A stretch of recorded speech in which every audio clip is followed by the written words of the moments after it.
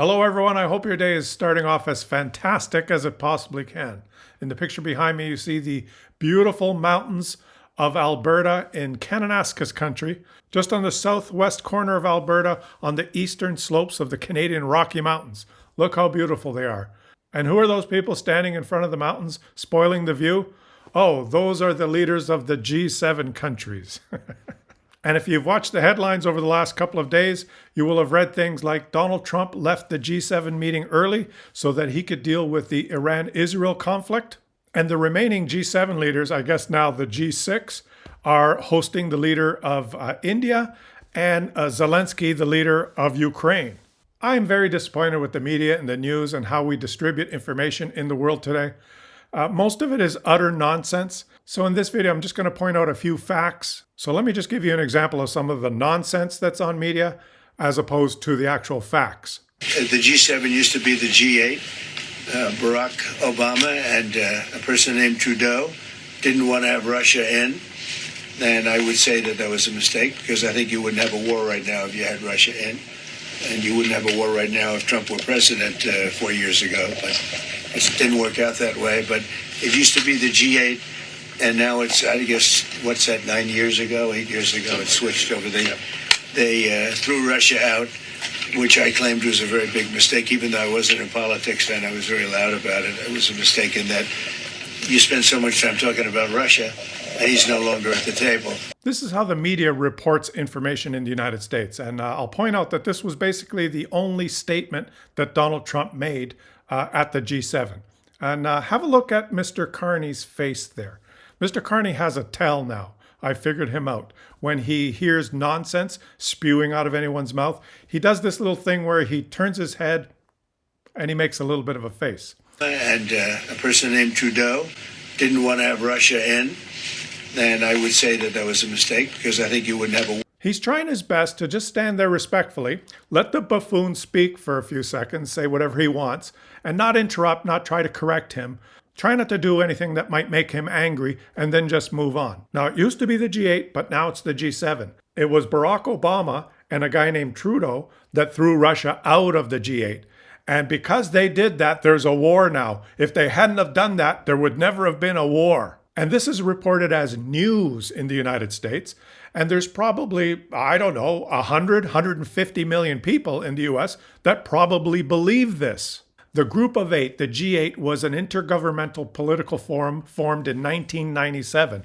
The then G7 became the G8. It was formed by incorporating Russia into the G7. So I guess you could say, yeah, it was called the G8, but now it's called the G7. But it used to be called the G7 before it was called the G8. Then the G8 became the G7 again after Russia was expelled in 2014. Why were they expelled in 2014? Because that's the year when they started a war with Ukraine and annexed Crimea. So when the guy says there wouldn't have been a war if we hadn't have thrown Russia out of the G8, that's the reason they were thrown out, because they started a war against Ukraine. And just in case some of you didn't know, Justin Trudeau wasn't elected Prime Minister of Canada till October of 2015, after Russia was thrown out of the G8.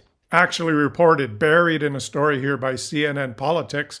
In fact, Trudeau did not become Canada's Prime Minister until November 2015, more than 19 months after Russia's 2014 ouster from the Group of Eight. It was Trudeau's conservative predecessor as Prime Minister, Stephen Harper, who led the effort to kick Russia out of the G8. And he was absolutely right in insisting to throw Putin out. In fact, in 2014, when Russia was kicked out of the G8, in the House of Commons in Canada, the Liberals weren't even the opposition. The Liberals only had 34 seats. The Conservatives had 166 seats, and the New Democrats had 103. So it's the typical situation where this guy can just spew garbage. Garbage just flows out of his mouth. And in the United States, it's just repeated over and over and over again in the media. And the American population just absorbs it. So what do you expect? Garbage in, garbage out. And our Prime Minister just stands there politely and nods and tries to be respectful. But when the buffoon spews some extra large hunks of garbage, he makes that little turn with his head and smile. That's his tell. And that's how all these leaders have learned to handle the President of the United States. Just let him speak. Try not to interrupt. Try not to make him agitated. It's obvious that all of them are just really happy that he's gone now. What's more important than just these photo ops is what's actually happening behind the scenes. Here's a chart that actually displays some important data, real data. The source is the U.S. Census Bureau, reported here by RBC Economics on a CBC News article. And it displays the effective U.S. tariff rate per country, December 2024, just before Donald Trump became president, and now the effective rate April 2025. And it shows how much the tariffs have increased. And I'll have you note that the three countries that had the lowest tariffs, the most free trade with the United States before Donald Trump became president, was Canada, Mexico, and South Korea, which were very close to zero.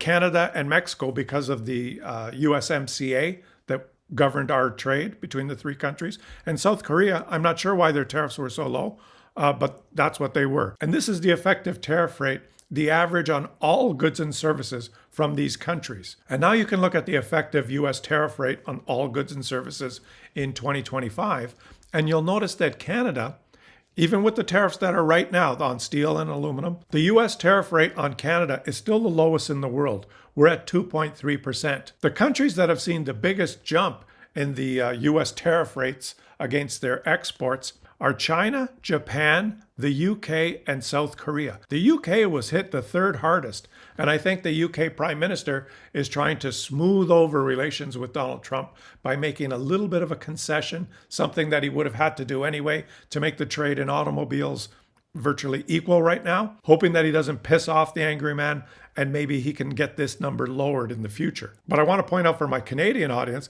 that the situation is not that bad in Canada as a whole.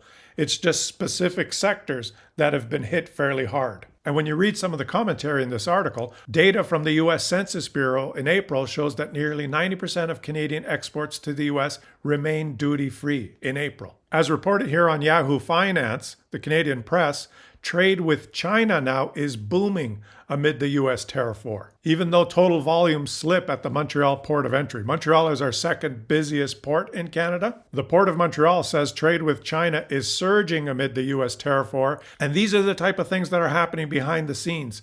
Canada trying to find new purchasers. What kind of things are shipped from the Montreal port? Aluminum from Quebec, steel from Ontario, raw minerals, all the things that the United States, for whatever reason, has decided they want to impose a tariff and pay more for. So Canada quietly is starting to find new purchasers, new trade alliances, and new trade routes around the world. And I'm not just talking about imports from China. In a release, the country's second biggest port says shipments to China rose 22% year over year in the first half of 2025.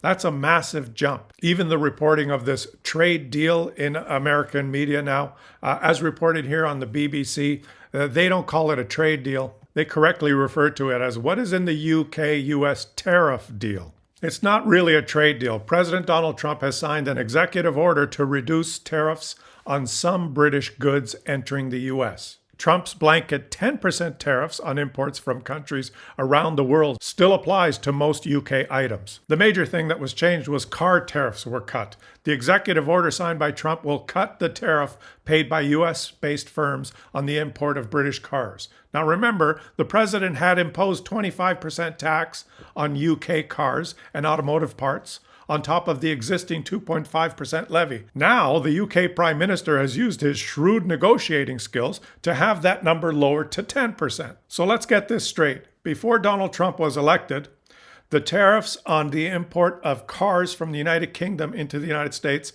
was 2.5%. Then Trump raised those to 25%. Now the British Prime Minister has negotiated it down to 10%. So the British Prime Minister has successfully negotiated a 400% increase on tariffs on UK car exports into the United States. Well done, well done. The art of the deal, UK style. But I guess this was a concession that the UK Prime Minister was willing to make because currently the UK imposes a 10% levy on US car imports into the UK. So now it's even. Steel and aluminum is still not signed. Pharmaceuticals are a big unknown. No change on the digital service tax. No drop to food standards. But there he is, the British Prime Minister, making the President of the United States happy. Just give him a few sheets of paper and let him hold them up. That makes him happy. So effectively, he gave a concession that he knew he probably would have to do. So the strategy here by the UK Prime Minister is kind of keep the guy happy and get him off our backs. So look for these leaders to work together now, and they can sit down now and actually have meaningful discussion. I think this was probably the best news we could have hoped for, was that Donald Trump leaves. They didn't really want him around. It would have been really awkward to actually discuss anything with him in the room, and he probably didn't really want to be there. World leaders can continue to talk about trade and the future prosperity for all our countries. So I thought I'd share that with all of you and give you a little bit of a different perspective, because every time I just peruse the headlines, all I hear or all I see from the media, they just regurgitate whatever nonsense is spoken and they publish it. Garbage in, garbage out. How are we supposed to stay informed when we're inundated in this sea of BS? I hope you guys enjoyed my presentation here. Subscribe to the channel if you're enjoying my videos, and leave some comments in the comments section. So thanks for watching, everyone, and I'll catch you all on the next one.